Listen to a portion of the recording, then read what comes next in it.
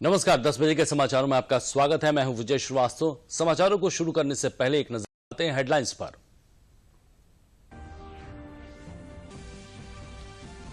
मुख्यमंत्री ने पुलिस अधिकारियों को दिए स्पष्ट निर्देश, कहा प्रदेश में कहीं भी बिना अनुमति से न निकाली जाए शोभा यात्रा व जुलूस। धर्मगुरु सामाजिक लोगों से पुलिस अधिकारी करें संवाद।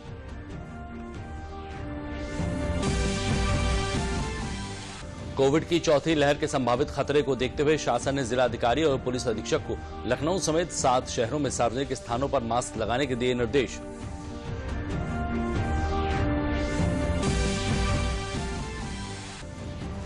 उत्तर प्रदेश के कैराना ने पेश की धार्मिक सहिष्णुता की मिसाल। बालाजी की शोभा यात्रा पर जामा मस्जिद से बरसाए गए फूल और यात्रियों को दी गई पानी की बोतलें।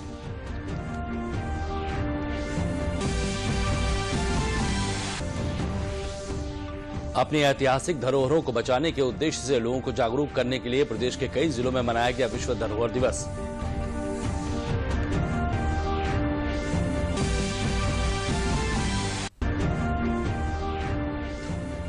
और दुर्घटनाओं को रोकने के लिए पूरे प्रदेश में मनाया जा रहा है सड़क सुरक्षा सप्ताह। लोगों को यातायात नियमों का पालन कराने के लिए किया जा रहा है जागरूक।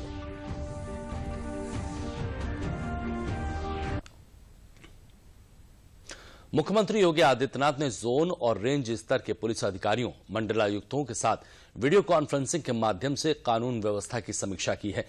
आगामी ईद और अक्षय तृतीया जैसे त्योहारों को ध्यान में रखते हुए पुलिस अधिकारियों से सतर्क रहने और सावधानी बरतने के निर्देश दिए गए हैं। उन्होंने कहा है कि सौहार्द, शांति और कानून व्यवस्था राज्य सरकार की प्राथमिकता में है। अराजकता और अव्यवस्था फैलाने वालों के विरुद्ध कड़ी कार्रवाई की जाए। थाना अध्यक्ष से लेकर एडीजी तक अगले 24 घंटे के भीतर अपने क्षेत्र के धर्मगुरुओं और प्रतिष्ठित जनों के साथ संपर्क बनाया जाए। बिना अनुमति के प्रदेश में किसी भी प्रकार के जुलूस, शोभा यात्रा व धार्मिक यात्रा को निकालने की मंजूरी न दी जाए। इस अवसर पर लखनऊ के गुडुम्बा थाना क्षेत्र में बालिका उत्पीड़न प्रकरण पर भी गंभीर कार्रवाई के निर्देश दिए गए हैं। मुख्यमंत्री योगी आदित्यनाथ ने कोविड से लोगों को सुरक्षित रखने के उद्देश्य से सतर्कता बरतने का निर्देश दिया है। उन्होंने गौतम बुद्ध नगर, हापुड़, गाजियाबाद, मेरठ, बुलंदशहर, बागपत और लखनऊ में सार्वजनिक स्थानों पर मास्क लगाना अनिवार्य कर दिया है। इसका आदेश अपर मुख्य सचिव अवनीश अवस्थी ने जिले के डीएम, एसपी को जारी कर दिया है। देश में कोरोना की चौथी लहर की आहट को देखते हुए इस तरह के कदम उठाए जा रहे हैं जिससे लोगों को सुरक्षित रखा जा सके। प्रधानमंत्री आज जामनगर में WHO global centre for traditional medicine की आधारशिला रखेंगे। इस मौके पर मॉरिशस के प्रधानमंत्री प्रवींद्र कुमार जगन्नाथ और विश्व स्वास्थ्य संगठन के महानिदेशक डॉक्टर टेड्रोस घेब्रेयेसस की मौजूदगी रहेगी। इसके अलावा प्रधानमंत्री 20 अप्रैल को गांधीनगर में वैश्विक आयुष, निवेश और नवाचार शिखर सम्मेलन का भी उद्घाटन करेंगे। जामनगर की ये धरती वेलनेस के क्षेत्र में एक नए युग की शुरुआत करने जा रही है। यहीं पर WHO global centre for traditional medicine बनने जा रहा है। मंगलवार को प्रधानमंत्री नरेंद्र मोदी इस विश्व स्वास्थ्य संगठन के इस ग्लोबल सेंटर की आधारशिला रखेंगे। इस अवसर पर मॉरिशस के प्रधानमंत्री प्रवींद्र कुमार जगन्नाथ और विश्व स्वास्थ्य संगठन के महानिदेशक डॉक्टर टेड्रोस घेब्रेयेसस भी उपस्थित रहेंगे। Global centre for traditional medicine दुनिया भर में पारंपरिक चिकित्सा के लिए पहला और एकमात्र वैश्विक केंद्र होगा। ये वैश्विक स्तर पर वेलनेस के क्षेत्र में एक अंतर्राष्ट्रीय केंद्र के रूप में उभरेगा। मैं मानता हूं कि अगले दिनों में हमारे 5 लाख से ज्यादा ग्रामीण क्षेत्र में बसे हुए जो परंपरागत चिकित्सा पद्धति में जुड़े हुए हैं, कितना उनको भी हौसला मिला है, कितना बड़ा स्वीकृति मिला है। और अभी ग्लोबल जो मार्केट बन रहा है, दिनों दिन बढ़ रहा है। आयुष इंडस्ट्री का जो महत्ता, जो लोकप्रियता दुनिया में बढ़ रहा है, तो इसलिए ये सुनहरा मौका है हमारे यंग एंटरप्रेन्योर्स के लिए, स्टार्टअप में जुड़े हुए यंग जो बच्चे के लिए और यूथ के लिए। भारत की पारंपरिक औषधि और बेहतर स्वास्थ्य के तरीके दुनिया भर में काफी लोकप्रिय हो रहे हैं। WHO का ये सेंटर दुनिया भर के समाज में तंदुरुस्ती बढ़ाने में काफी मदद करेगा। ये सेंटर विश्व में आयुष प्रणाली को स्थान दिलाने में महत्वपूर्ण होगा और परंपरागत दवा से संबंधित वैश्विक स्वास्थ्य मामलों का नेतृत्व करेगा। कुल मिला के 170 से ज्यादा कंट्री का अलग अलग जो उनके पास बसे हुए जो परंपरागत चिकित्सा पद्धति है, इन विषय को साइंटिफिक रिसर्च और स्टडी में विशेष रूप से जोड़ा जाएगा। यही नहीं, प्रधानमंत्री 20 अप्रैल को गांधीनगर में महात्मा मंदिर में होने वाले वैश्विक आयुष निवेश और नवाचार शिखर सम्मेलन का भी उद्घाटन करेंगे। इस सम्मेलन में मॉरिशस के प्रधानमंत्री और WHO के महानिदेशक भी मौजूद रहेंगे। इस 3 दिवसीय शिखर सम्मेलन में करीब 90 प्रख्यात वक्ताओं और 100 प्रदर्शकों की उपस्थिति के साथ 5 पूर्ण सत्र, 8 गोलमेज सम्मेलन, 6 कार्यशालाएं और 2 संगोष्ठियों का आयोजन किया जाएगा। शिखर सम्मेलन आयुष क्षेत्र में निवेश क्षमता को उजागर करने में मदद करेगा और इनोवेशन, अनुसंधान और विकास, स्टार्टअप इकोसिस्टम को बढ़ावा देगा। ये सम्मेलन उद्योग जगत के प्रमुखों, शिक्षाविदों और विद्वानों को एक साथ लाने में मदद करेगा और भविष्य के सहयोग के लिए एक मंच के रूप में कार्य करेगा। लेफ्टिनेंट जनरल मनोज पांडे अगले सेना प्रमुख होंगे। पांडे सेना के वर्तमान उप प्रमुख हैं और वो जनरल MM नरवणे की जगह लेंगे, जो इस महीने के अंत तक सेवानिवृत्त होने वाले हैं। लेफ्टिनेंट जनरल पांडे सेना प्रमुख बनने वाले कोर ऑफ इंजीनियर्स के पहले अधिकारी होंगे। इस पद पर अब तक इन्फेंट्री, आर्म्स और आर्टिलरी के अधिकारी नियुक्त होते रहे हैं। शामली के कैराना में हिंदू और मुस्लिम की अनोखी तस्वीर देखने को मिली है। यहां मुस्लिम समाज के लोगों ने बालाजी शोभा यात्रा के दौरान मुस्लिम समाज के लोगों ने पुष्प वर्षा कर एक नई परंपरा का शुभारंभ किया है। जब देश में कई जगह इन यात्राओं को लेकर विवाद पैदा हो रहा है, तब कैराना में एक नई मिसाल पेश की गई है। कैराना के जामा मस्जिद पर बालाजी की शोभा यात्रा का फूल बरसाकर स्वागत किया गया है। लोगों को पानी की बोतलें भेंट की गई हैं। इस अवसर पर भारी पुलिस बल, भारी फोर्स तैनात की गई थी।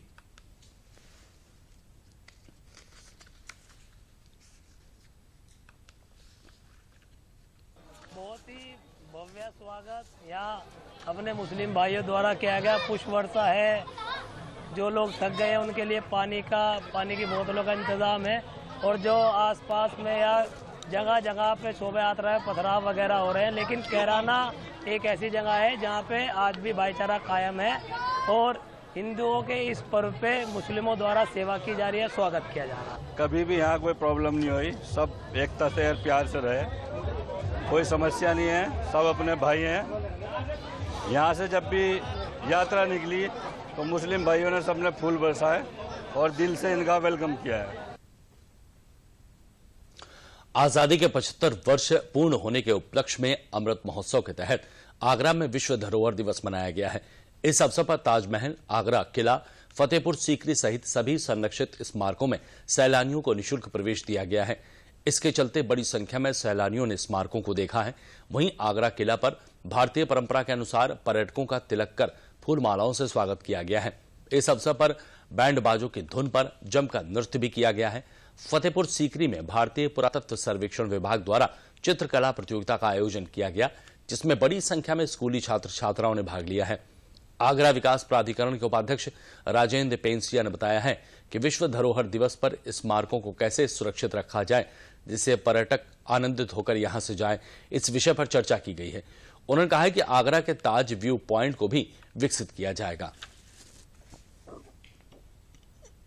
विश्व धरोहर दिवस होता है, किस तरह से धरोहरों का संरक्षण किया जाए, किस तरह से जो पर्यटक हैं वो आनंदित होकर पुनः अपने स्थान पर जाएं और एक बार और उसी स्थान के ऊपर देखने के लिए लौटें। इसी विषय पर आज विस्तार से चर्चा की गई, विमर्श किया गया और आगरा बियॉन्ड ताज के ऊपर भी वार्ता हुई। हमारे यहाँ पे बियर रेस्क्यू पार्क है, सरोवर है, यमुना जी है, बल्केश्वर है, कैलाश महादेव है, पृथ्वीनाथ महादेव, राजेश्वर महादेव है, रावली महादेव है, गुरु का ताल गुरुद्वारा है, उसके अतिरिक्त 4 गुरुद्वारे और हैं।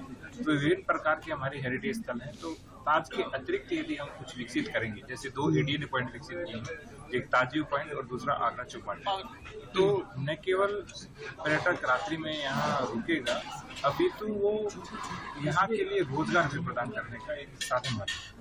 आज वर्ल्ड हेरिटेज डे है, हमें इसलिए मनाना चाहिए जो हमारे पुराने महान राजाओं ने हमारी जो धरोहर बचा के रखी है, हमें इसे बचा के रखना चाहिए और इसकी रक्षा करना चाहिए।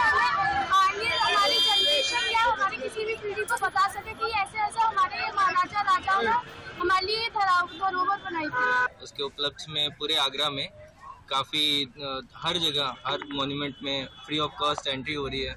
हम कल ही प्रयागराज से आए हैं वहाँ से हमने सबसे पहले रखा था कि हमने ताजमहल घूमना है। ताजमहल हमने कल घूमा, फिर उसके बाद आज सुबह ही न्यूज़ देखा कि आज सारे मॉन्यूमेंट में फ्री ऑफ कॉस्ट एंट्री हो रही है, तो काफ़ी अच्छा लग रहा है। बुंदेलखंड के चित्रकूट में यहां की सभ्यता, इतिहास, संस्कृति और घटनाओं को जीवित रखने के उद्देश्य से कल विश्व धरोहर दिवस मनाया गया। भारतीय पुरातत्व सर्वेक्षण विभाग के तत्वावधान में मनाए गए विश्व धरोहर दिवस में ऐतिहासिक और प्राचीन स्मारकों की प्रदर्शनी लगाई गई है। इसमें कालजयी कलिंजर दुर्ग का ब्रोशर का विमोचन किया गया। इस अवसर पर जिलाधिकारी ने कहा कि बुंदेलखंड के गौरवशाली इतिहास में नई पीढ़ी याद रखे, इसके लिए इस तरह के आयोजन किए जाने जरूरी हैं। इस अवसर पर भारतीय पुरातत्व सर्वेक्षण विभाग के निदेशक ने कहा कि नई पीढ़ी और छात्र इस प्रदर्शनी में रुचि लेती हैं। इस अवसर पर प्रतिभागी कई छात्रों को पुरस्कृत भी किया गया। एक हमारी हेरिटेज अवेयरनेस को बढ़ाने के लिए, हेरिटेज के प्रति हम लोगों का लगाव हो, हम लोगों में जागरूकता हो, इस उद्देश्य के साथ हम लोग निकले हैं। साथ ही साथ एक विश्वदाय हमारे यहाँ पर क्या क्या देश में है उसे लोगों तक पहुँचाने के लिए हम सारे जितने विश्वदाय स्मारक भारतवर्ष में 40 स्मारक हैं, तो उनमें की हम फोटो एग्जीबिशन यहाँ पर लगा रहे हैं, जो 3 दिनों तक खुली रहेगी सभी विजिटर्स के लिए। इसके अलावा उसका एक और दूसरे खंड में जो बुंदेलखंड क्षेत्र के इतिहास को, यहाँ की विरासत को उसमें प्रदर्शित किया जा रहा है। तो मेरा सभी से निवेदन है कि इसका अधिक से अधिक लाभ उठाएं। पूरे प्रदेश में सड़क सुरक्षा सप्ताह लोगों को जागरूक करने के लिए मनाया जा रहा है। इसका उद्देश्य सड़क दुर्घटनाओं को रोकना और यातायात नियमों की लोगों को जानकारी देना है। अमरोहा जनपद में भी सड़क सुरक्षा सप्ताह मनाया गया है। जिलाधिकारी और पुलिस अधीक्षक ने लोगों को संबोधित करते हुए कहा कि जीवन अनमोल है और इसे किसी लापरवाही की भेंट न चढ़ने दें। सड़क सुरक्षा नियमों का कड़ाई से पालन करें। आपकी, आपके बच्चों और परिवार के लिए बहुत जिंदगी महत्वपूर्ण है, इसको हमेशा ध्यान में रखें। इस अवसर पर लोगों से सुरक्षा नियमों के अनुपालन की शपथ दिलवाई गई।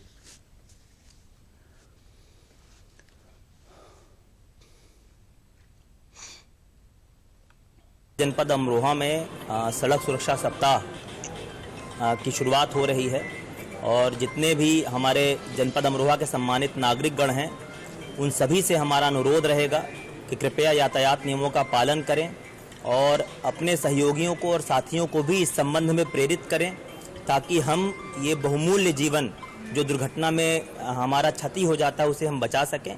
बस यही मेरा अनुरोध है कि इस सड़क सुरक्षा सप्ताह को सफल बनाने में अमरोहा के जो लोग हैं वो हमारा सहयोग करें। इसका उद्देश्य ये है कि कैसे दुर्घटनाएं कम की जाएं। निरंतर शासन की मंशा है कि 10% कम से कम दुर्घटनाएं कम हो।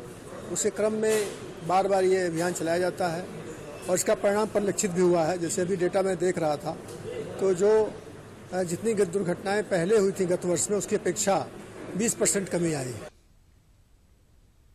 बलरामपुर में सड़क दुर्घटनाओं को रोकने के लिए लोगों को जागरूक करने के उद्देश्य से सड़क सुरक्षा सप्ताह मनाया गया है। इसका शुभारंभ करते हुए तुलसीपुर के विधायक कैलाश शुक्ला ने जागरूकता वाहन को हरी झंडी दिखाकर रवाना किया है। ये जागरूकता कार्यक्रम 18 से 20 अप्रैल तक चलेगा। इस अवसर पर विधायक ने अपने संबोधन में कहा कि मुख्यमंत्री योगी आदित्यनाथ संवेदनशील मुख्यमंत्री हैं, उनके निर्देश पर यह कार्यक्रम आयोजित किया जा रहा है। हम लोगों की जिम्मेदारी है कि सड़क पर चलते समय सड़क सुरक्षा नियमों का ध्यान रखें।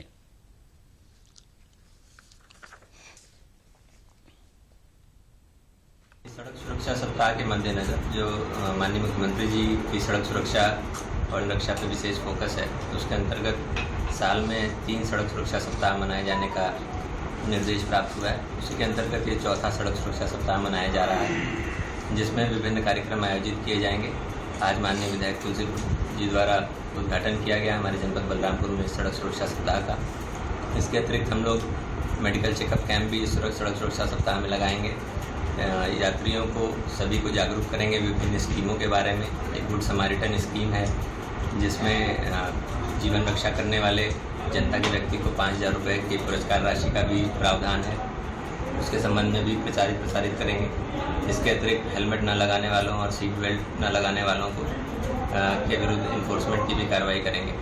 निश्चित रूप से हमारी सरकार और पुलिस विभाग और परिवहन विभाग इस बात के लिए सतत प्रयत्नशील है कि हम सबकी कीमती जिंदगी कदाचित किसी दुर्घटना का शिकार न बनने पावे।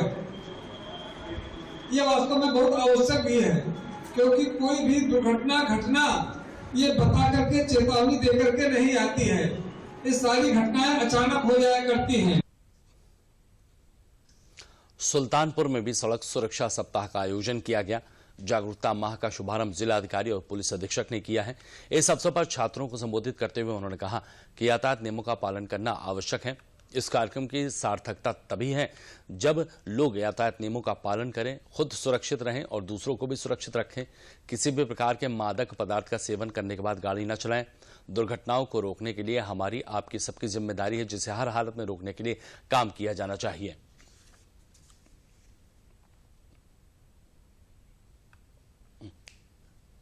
विभाग द्वारा एक रैली इलेक्ट्रिक रिक्शा की निकाली गई है, जिनके माध्यम से ये संदेश माइक द्वारा विभिन्न जगहों पर पहुंचाया जाएगा। उसके साथ ही ट्रैफिक विभाग द्वारा विभिन्न प्रकार के प्रवर्तन कार्यक्रम चलाए जाएंगे, जिससे एक तो लोगों में जागरूकता भी बढ़ेगी और उसके बाद जो बार बार किसी प्रकार के नियम वायलेट करते हैं उनके विरुद्ध कार्रवाई भी होगी। इस तरीके से थोड़ा संदेश दिया जाएगा और ट्रैफिक नियमों का प्रवर्तन अच्छे से करेंगे।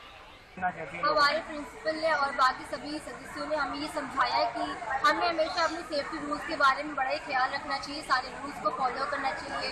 रोड पे चलते समय बिना लापरवाही करे अपने साथ साथ अपने सामने वाले का भी सोच के चलना चाहिए।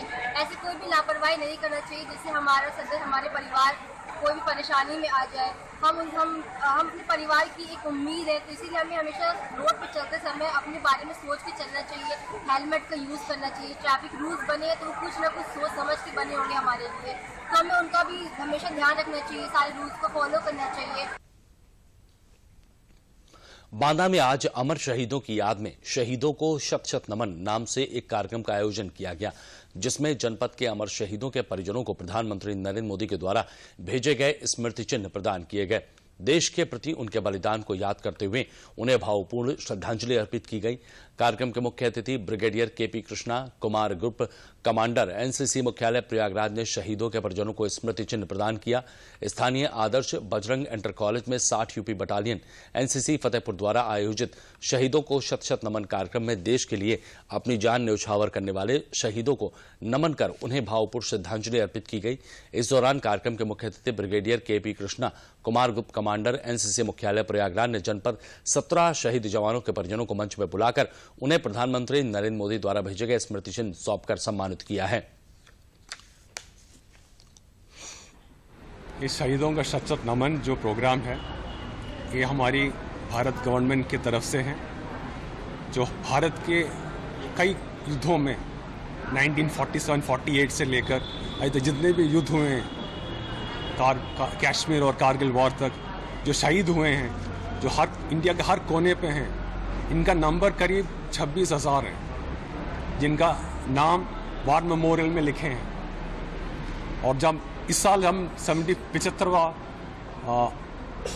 आज़ादी का अमृत महोत्सव मना रहे हैं, तो गवर्नमेंट ने ये डिसाइड किया था कि हम उस शहीदों को याद करेंगे, उनका कुर्बानी को स्पेसिफिकली याद करेंगे और उनका फैमिलीज़ को जाकर मिलेंगे, उनके घर पे जाकर मिलेंगे और प्राइम मिनिस्टर के द्वारा दिया हुआ ये मेमेंटोस जो स्पेसिफिकली डिज़ाइन किया है इनके लिए, इनको हैंड ओवर करेंगे। मेरी बटालियन का यह सौभाग्य है कि इस प्रोग्राम को आज मैंने बांदा जिले के शहीदों के परिजनों को रिक्वेस्ट करके यहाँ बुलाया है। ये तकरीबन यहाँ के 17 शहीदों के परिजन थे जो आज यहाँ पे आए हैं। ऑनरेबल प्राइम मिनिस्टर द्वारा दिया गया प्लेग ऑफ ग्रेटिट्यूड्स जो कि खुद प्रधानमंत्री जी ने साइन किया है, ये आज इनको मेरे कमांडर सर द्वारा प्रेजेंट किया गया है। ये जब इनके पास जाएगा, घर में रखा जाएगा, ये बहुत उनके मनोबल को ऊंचा रखेगा। बहुत ही सम्मानित याद, बहुत गर्व महसूस कर रहा है कि मेरे पति देश के लिए शहीद हुए हैं, मुझे भी अच्छा लग रहा है। बहुत बहुत धन्यवाद है जो कम से कम भूले नहीं है हम लोगों को, याद हमारे लिए अभी भी याद कर रहे हैं, बहुत है इतना हमारे लिए। फिरोजाबाद में आजादी के अमृत महोत्सव के अंतर्गत जनपद के सभी 9 विकास खंडों में स्वास्थ्य मेलों का आयोजन किया गया। कई विभागों के स्टॉल लगाकर क्षेत्र के लोगों को प्रदेश और केंद्र सरकार की जन कल्याणकारी योजनाओं से लाभान्वित किया गया। मेले में आंख जांच, मोतियाबिंद जांच, ब्लड टेस्ट सहित अन्य स्वास्थ्य परीक्षणों के लिए अलग अलग काउंटर बनाए गए। दिव्यांगजनों का भी विशेष ध्यान रखते हुए मेडिकल बोर्ड बनाकर परीक्षण कर मौके पर दिव्यांगजन प्रमाण पत्र बनाए गए हैं। मेले में विभिन्न रोग के विशेषज्ञों ने मरीजों को देखकर ब्लड टेस्ट, टीकाकरण, दवा वितरण आदि मौके पर ही किए गए। इस मेले में कैंसर जैसी बीमारी से बचने के लिए तंबाकू छोड़ने पर जागरूक किया गया।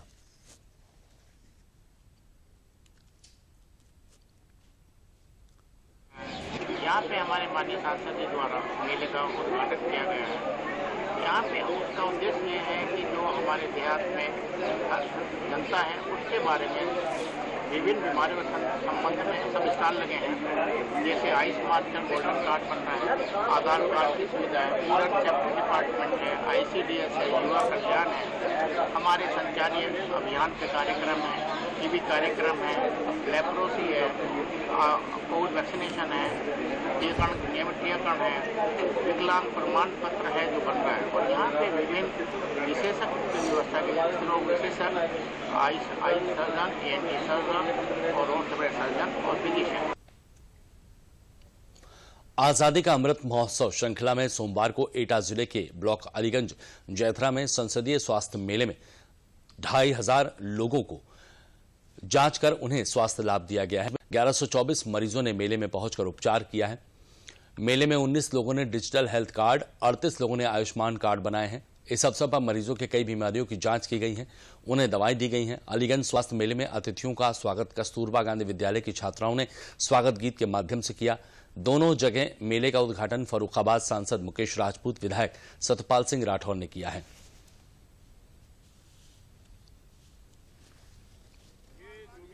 में किसी तरह से जो संचारी बीमारियां हैं उसके लिए स्वास्थ्य मेला लगा था, और जो भी किसी तरह से जच्चा बच्चा से लेके और वैक्सीन से लेके हर तरीके की इसमें यहाँ पर मेले में उसके वो लगाए गए थे। यहाँ तक कि प्रधानमंत्री आवास का भी और जो भी जन कल्याणकारी योजनाएं उन सबके स्टॉल्स लगाए गए थे। उनके माध्यम से लोगों को जानकारियां दी भारत सरकार, उत्तर प्रदेश सरकार द्वारा क्या क्या योजनाएं, कौन कौन सी बीमारियों के क्या क्या दवाएं, क्या क्या लोगों को बीमारियां, उनके लिए स्पेशलिस्ट भी डॉक्टर्स हैं, सर्जन वगैरह सभी लोग बैठे थे और उन्होंने लोगों का चेकअप भी किया और दवा भी दी। और जो लोगों के पास में जो कुछ जांचें थी, जांचें भी कराने के लिए भी कुछ जांचें यहाँ हुई, कुछ बाहर भी लिखा है। और मुझे लगता है ऐसे जन स्वास्थ्य मेलाओं के माध्यम से लोगों को जागरूकता लोगों में बढ़ती है। दूसरा, लोगों को अस्पताल में एक मन में यह है कि सरकारी अस्पताल है, डॉक्टर मिलता नहीं है, दवा नहीं मिलती है, कोई देखता नहीं है, कोई ध्यान नहीं देता है। तो ये धारणा तोड़ने के लिए लोग, आम आदमी, गरीब से गरीब, रईस से रईस अस्पताल में आए और अच्छा से अच्छा इलाज कराए। ये योगी जी की, मोदी जी की सरकार की कामना है। उसी तरह से स्वास्थ्य मेला लगाए। आज भदोही जनपद में भी आजादी का अमृत महोत्सव 18 अप्रैल से 23 अप्रैल तक मनाया जा रहा है। इसके तहत जनपद के 2 सामुदायिक स्वास्थ्य केंद्रों पर स्वास्थ्य मेले का आयोजन किया गया है, जहां पर एलोपैथिक, आयुर्वेद, होम्योपैथी और नेचुरोपैथी, साथ ही योग के द्वारा पुरुष, महिला और युवाओं को जांच कर निःशुल्क इलाज किया गया। उन्हें स्वस्थ रहने के उपाय बताए गए हैं। ग्रामीणों को जागरूक करने के लिए कई विभागों के स्टॉल लगाए गए हैं। वहीं आयुष्मान कार्ड बनाने के लिए भी स्टॉल लगाकर कार्ड बनाए जा रहे हैं। इस कार्यक्रम का शुभारंभ भदोही सांसद रमेश बिंद ने किया। इस मौके पर जिला पंचायत अध्यक्ष अनिरुद्ध त्रिपाठी, मुख्य चिकित्सा अधिकारी संतोष चक समेत कई विभागों के डॉक्टर उपस्थित रहे। ये जो है अमृत महोत्सव पूरे जो है न्याय पंचायत स्तर पर भी चलाया जाए, इससे नजदीक लोगों को सुविधाएं मिले, और यह बहुत ही अच्छा कदम सरकार का है और जिससे लोगों की राहत मिल रही है। लोग आकर के दिखा रहे हैं सरलता से और दवा भी प्राप्त कर रहे हैं। किसी प्रकार की कोई दिक्कत नहीं है। यह सरकार की योजना बहुत ही उत्तम है। मैं आया था तो मुझे पता चला यहाँ पे मेला चल रहा है, तो हम मेला देखने चले आए यहाँ पे। तो यहाँ पे हर अनेकों प्रकार से जो है दुकानें लगी हुई हैं, और शायद पंचायती राज से लेकर न्याय पंचायत, उसके बाद हॉस्पिटलिटी लेकर आंगनबाड़ी, सारी सुविधाएं ऐसी लगी हुई हैं। यहाँ तक कि युवाओं के लिए खेलकूद का भी स्टॉल लगा हुआ है, और हमारे सांसद जी भी आए, उन्होंने यहाँ का अभी जो है फीता काटा रिबन से, आराम से बहुत अच्छी बातें हुई और काफी कुछ जो सुधार यहाँ पे देखने को मिला। अगर इस तरीके से मेले अगर 2 से 3 महीने के अंतराल पे लगते रहें जगह जगह ब्लॉकों में, तो हो सकता है आम आदमी को जो सुविधाएं मिलनी चाहिए वो उनको विशेष रूप से मिल जाएगी। मथुरा आजादी के अमृत महोत्सव के अंतर्गत स्वास्थ्य मेले का आयोजन किया गया। इस अवसर पर स्थानीय सांसद हेमा मालिनी ने संयुक्त चिकित्सालय में मेले का शुभारंभ किया। इस अवसर पर संबोधित करते हुए उन्होंने कहा कि ब्लॉक स्तर तक स्वास्थ्य मेला लगाया जाना एक सराहनीय कदम है। उन्होंने कहा कि प्रधानमंत्री की महत्वाकांक्षी योजना आयुष्मान भारत के लाभार्थी इन मेलों में अपना गोल्डन कार्ड बनवा सकते हैं। इन स्वास्थ्य मेलों में कई विभागों की एक साथ स्टॉल लगाए गए हैं, लोगों की सुरक्षा जांच की गई है, स्वास्थ्य संबंधी परामर्श दिए गए हैं।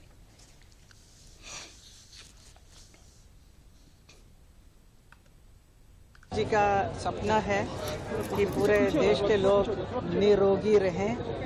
ये आयुष्मान भारत के तहत ये मेला आयोजित किया गया है, जहाँ पर गरीब जनता को हर किस्म का सुविधा मिले। तो खासतौर पर एक कार्ड बनाया जा रहा है, आईडी कार्ड, जिसमें सारा उनका जो भी प्रॉब्लम्स है वो सब होगा उसमें। तो उसको दिखाएंगे तो उनको 5 लाख तक के ट्रीटमेंट मुफ्त में हो जाएगा। तो ये बहुत बड़ी बात है। Plus lot of other facilities are given. तो it's a very beautiful starting Modi ji has done. आजादी के अमृत महोत्सव के अंतर्गत में जनपद फतेहपुर के विभिन्न विकास खंडों में स्वास्थ्य मेले का आयोजन किया गया। 18 से 23 अप्रैल तक चलने वाले इस मेले का शुभारंभ जहानाबाद विधायक राजेंद्र सिंह पटेल ने किया। स्वास्थ्य मेले में जहां आयुष्मान भारत योजना, जन आरोग्य योजना, मातृ शिशु स्वास्थ्य कार्यक्रम, कई योजनाओं के स्टॉल लगाकर ग्रामीणों को जानकारी दी गई। कार्यक्रम के संबंध में जानकारी देते हुए मुख्य चिकित्सा अधिकारी राजेंद्र सिंह ने बताया कि सरकार की मंशा के अनुरूप हर व्यक्ति को बेहतर स्वास्थ्य सुविधाएं मुहैया कराने के उद्देश्य से स्वास्थ्य मेलों का आयोजन जनपद के 13 ब्लॉकों में किया जा रहा है।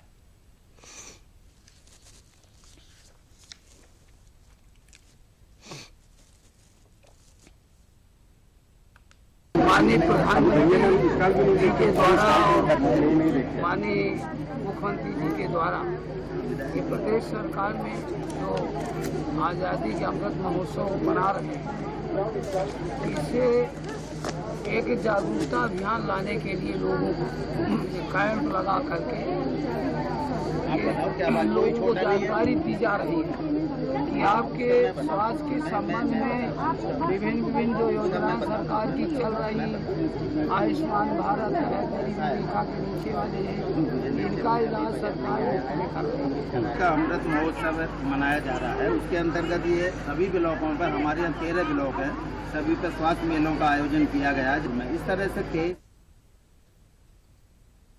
और बुलेटिन के अंत में प्रमुख समाचार एक बार फिर।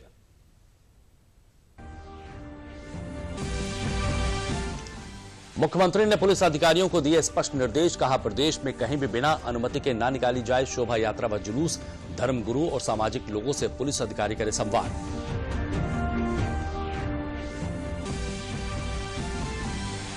कोविड की चौथी लहर के संभावित खतरे को देखते हुए शासन ने जिलाधिकारी और पुलिस अधीक्षक को लखनऊ समेत 7 शहरों में सार्वजनिक स्थानों पर मास्क लगाने के दिए निर्देश।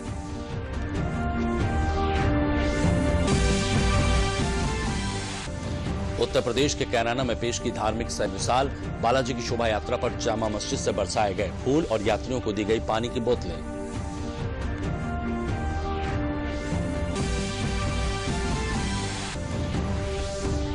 अपनी ऐतिहासिक धरोहरों को बचाने के उद्देश्य से लोगों को जागरूक करने के लिए प्रदेश के कई जिलों में मनाया गया है विश्व धरोहर दिवस।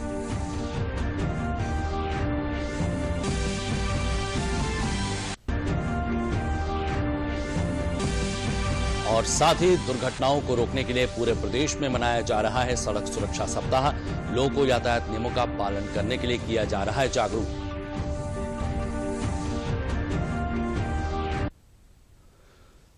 तो 10 बजे के बुलेटिन में फिलहाल इतना ही। दीजिए इजाजत।